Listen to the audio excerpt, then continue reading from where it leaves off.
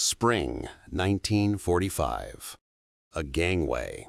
68 women in Wehrmacht auxiliary uniforms descending onto enemy territory. Every one of them convinced she had hours to live. Margaret Schultz wasn't afraid of hard labor. She'd operated signal equipment under bombardment for 2 years. What terrified her was what came after capture. The systematic violence she'd been told awaited every German prisoner on British soil. Mass graves, starvation camps, execution squads. The British sergeant at the bottom of the ramp carried a clipboard, not a rifle, a clipboard.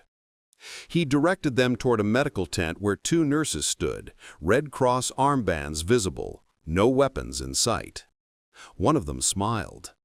That smile was the first crack in a narrative Margaret had believed was unbreakable. If you think you know how World War II prisoner of war camps operated, you probably don't. What happened next wasn't mercy. It wasn't charity. It was something far more calculated and far more devastating to everything these women thought they understood about the war they'd fought. Hit subscribe, because the history that contradicts the propaganda is the history that reveals who we actually are. For 2 solid years, German military personnel absorbed a single, relentless message. Capture by Allied forces meant annihilation. The propaganda wasn't subtle. Wehrmacht training materials depicted British and American soldiers as barbaric avengers incapable of restraint. Women prisoners, the narrative insisted, would suffer fates too horrific to name in official documents. Whispers circulated among Signals Corps units. Girls captured near Calais simply vanished. No letters home, no Red Cross reports, just silence. This wasn't irrational paranoia. The Eastern Front had proven that surrender could mean mass execution. Soviet treatment of German POWs was catastrophic. Death rates approached 35% in some camps. The Nazi regime weaponized that reality, extrapolating it across all Allied forces. By April 1945, when the Western Front collapsed and British units overran German positions in occupied France, Margaret and her colleagues had internalized the lesson: capture equals death. Just slower, just crueler. So when the moment came, when Commonwealth troops surrounded their isolated communications post, Margaret steeled herself for brutality. She did not steel herself for a medical inspection and a cup of tea. The medical tent smelled of antiseptic and boiled wool. A British doctor examined Margaret's hands, calloused, scarred from equipment handling, and asked in broken German if she had injuries. She shook her head, waiting for the violence to begin. Instead, the nurse handed her a tin mug. Hot tea. Real tea. Half a spoon of sugar dissolved in it. Margaret held the cup but didn't drink. Poison? A loyalty test? She'd been trained to expect deception. The nurse took a sip from her own cup. "It's just tea, love. You're safe now." Safe. The word made no sense. Enemies don't offer safety. They offer consequences. But the tea was real. The warmth spread through Margaret's chest. Her hand stopped shaking for the first time in weeks. This wasn't an act of individual kindness. This was policy. And that's what made it so destabilizing. Britain's treatment of German POWs, including the few thousand women captured by war's end, followed a calculated 4-pillar strategy that senior command enforced with bureaucratic precision. 1. Security through decency. Brutalized prisoners resist or sabotage. Humanely treated prisoners comply. 2. Intelligence extraction. Cooperative captives provide actionable information. Tortured prisoners lie or stay silent. 3. Diplomatic reciprocity. Britain held tens of thousands of Allied POWs in German camps. Every Red Cross inspection of a UK facility was leveraged for inspecting Nazi camps. 4. Moral authority. Britain had signed the Geneva Convention and intended to be seen honoring it, even when the enemy didn't. By 1945, Britain held over 400,000 German POWs, Mortality rates stayed under 0.3%, sustained through adequate rations, medical care, and strict enforcement of international standards. Working POWs received 2,800 to 3,000 calories daily. Violence against POWs by guards was a court-martial offense. This wasn't sentiment. This was civilization under extreme pressure, applying restraint when vengeance would have been easier. Margaret drank the tea, and in that moment, everything she'd been told began to unravel. Within a week, Margaret and 11 other women were assigned to a dairy cooperative. Britain's agricultural sector was hemorrhaging labor. Young men were dead, deployed, or too broken to return to farm work. The Land Girls program couldn't close the gap. German POWs became essential for the 1945 harvest. The farmer, a lean 63-year-old named Hargreaves, wasn't sentimental. On day one, he demonstrated the milking equipment once, then said, 6 hours a day, 6 days a week. You'll be paid in camp script. Work fairly, you'll be treated fairly. Then he left them to it. Margaret had never milked a cow. Neither had most of the others, but they learned fast, driven by the understanding that failure meant uncertainty, and uncertainty was more terrifying than labor. By the end of week 1, Hargreaves grunted, "You'll do." It was the first compliment Margaret had ever received from an enemy. Here's what the propaganda never prepared her for: honest work under firm but fair supervision, daily routines that didn't involve violence, enough energy at the end of the day to write letters or sit by a stove with another mug of tea. The mug became her anchor, proof this wasn't a hallucination. 3 weeks in, Hargreaves' wife appeared with a basket of scones, still warm. She poured tea from a thermos and handed the first cup to Margaret. "Go on then, it won't bite." POWs on one side of the workbench, the farmer's wife on the other. Silence. But a different silence now. Less wary, more human. Over months, small gestures accumulated. A borrowed coat in the rain, a Sunday dinner invitation, a birthday cake for one of the younger women. None of it was required by policy. None of it was mandated. It was the quiet, repeated decision to see enemies as people. By autumn, Margaret was trusted to drive the tractor unsupervised. She could have sabotaged equipment. She could have fled into the hedgerows. She did neither. July 1945. A signals technician named Hilda sliced her hand open on farm equipment. The wound festered. Within 2 days, infection had set in, red streaks climbing her forearm, fevers spiking. The camp medical officer, a Scottish doctor named Captain Fraser, examined her and immediately ordered hospitalization. Not in a prison infirmary, in the local civilian hospital in Shrewsbury. Hilda was transferred to a shared ward with British patients, recovering from surgeries and illnesses. The nurses treated her wound with the same care they gave everyone else: clean dressings, sulfa drugs, attentive monitoring. She recovered fully in 10 days. When she returned to camp, she was subdued. One evening, she told Margaret what happened. "The nurse asked if I had family. I said yes, a brother.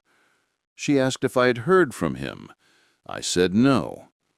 She said, 'I hope he's safe.' And she meant it." Hilda paused, staring into her tea. "I don't understand them." Margaret understood the confusion perfectly. The propaganda had prepared them for cruelty, which could be endured with hatred intact. It hadn't prepared them for decency, which demanded a moral reckoning. If the Allies weren't the barbaric avengers they'd been told to fear, what else had been a lie? The necessity of the war? The righteousness of the cause? The demonization of the enemy? Margaret didn't have answers, but the questions themselves were dangerous, destabilizing, and ultimately freeing. Early 1946, censored mail privileges expanded. Margaret could write home twice a month. Letters were reviewed by British intelligence, but rarely redacted unless they contained camp locations or military infrastructure. She wrote carefully. Anything she said could be weaponized as propaganda by either side. But she also wrote truthfully. I am treated fairly here. We work on a farm. The food is adequate. I am not beaten. I am not starved. The British are strict, but not cruel. I do not know when I will come home, but I am alive and whole. Her mother's reply arrived in March, and it shattered Margaret. We were told you were dead. We were told prisoners were executed. I wept for you for months. Thank God. Thank God. That's when Margaret understood. The propaganda had poisoned both sides. Her mother had believed the worst about Allied captivity. Margaret had believed the worst about Allied soldiers.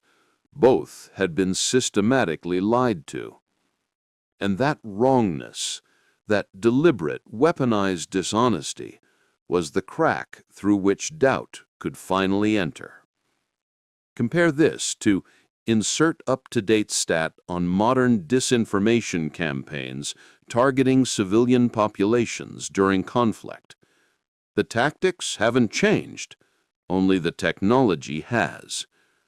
If you're beginning to see how deeply propaganda shaped every corner of the war, and how fragile those constructed illusions were, subscribe now. The full picture is always more complicated than the myths. By late 1946, restrictions had loosened dramatically.